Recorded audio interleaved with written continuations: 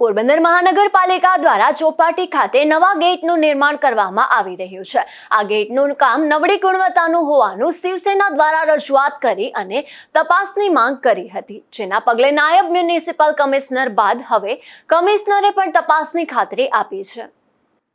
પોરબંદર મહાનગરપાલિકા દ્વારા શહેરમાં અનેક જગ્યા પર વિવિધ વિકાસના કામો કરવામાં આવી રહ્યા છે, પરંતુ તેમાં ભ્રષ્ટાચાર પણ ઉમેરવામાં આવી રહ્યો હોવાની ચર્ચા જાગી છે।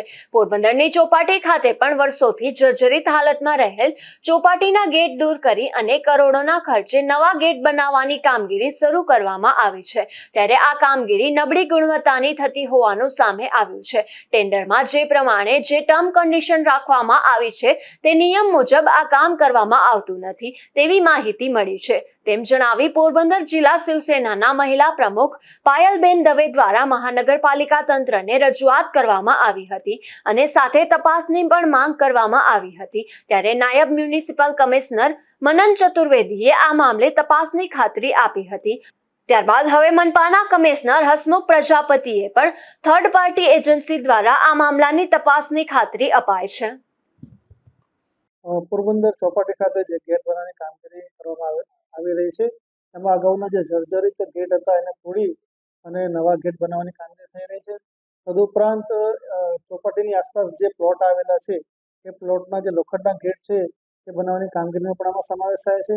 જે હાલ કામગીરી કરવામાં આવી રહી છે એમાં આપણે સારી કક્ષાનું મટીરિયલ વાપરવામાં આવે એની પહેલેથી ખાતરી કરેલી છે। એપોક્સી પેઇન્ટ કરેલા રિન્ફોર્સમેન્ટ બહાર વાપરવામાં આવી રહ્યા છે, જેના કારણે ભવિષ્યમાં જે લોખંડને કાટ લાગતો હોય છે એ કાટ લાગતો અટકે। આ બાબતે અમારા જે સિટી એન્જિનિયર છે, અમારી પીએમસી એજન્સી છે એના દ્વારા સુપરવિઝન કરવામાં આવતું હોય છે। એના દ્વારા જે તબક્કાવાર કામગીરી થાય છે, દરેક તબક્કાવાર કામગીરીનું નિરીક્ષણ કરવામાં આવે છે।